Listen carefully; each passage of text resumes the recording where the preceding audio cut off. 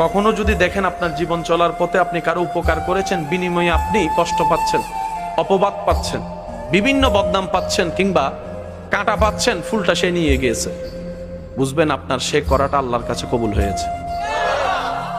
আল্লাহ কবুল করলেন, ওনার থেকে কষ্ট দিচ্ছেন কেন? রব বলে যে তুই তাকে 10 টাকার উপকার করেছিস, সে দিলে হয়তো 20 টাকা দিবে, না হয় একটা থ্যাংক ইউ দেবে, না হয় একটু জড়ার দরবের কাজ শেষ। কিন্তু আমি চাচ্ছি তোকে তার চাইতে বেশি দিতে, তাই বান্দাকে সরিয়ে দিলাম, আমি আল্লাহ দেওয়া শুরু করব। হাসরের ময়দানে রব্বুল আলামিন দুনিয়াতে যাদের দোয়া কবুল হয়নি কিন্তু ধৈর্য ধরেছেন রবের উপর সন্তুষ্টির সাথে, হাসরে তাদেরকে আল্লাহ এমন নিয়ামত দিবেন, যাদের দোয়া কবুল করেছেন তারা দেখে দেখে বলবে, ফেরেশতাদেরকে জিজ্ঞেস করবে, ভাই ওনারা কারা? ওনারা কি কোনো নবী রাসূল? বলে যে না। ওনারা কি কোনো সাহাবা আহলে বাইত? বলে যে না।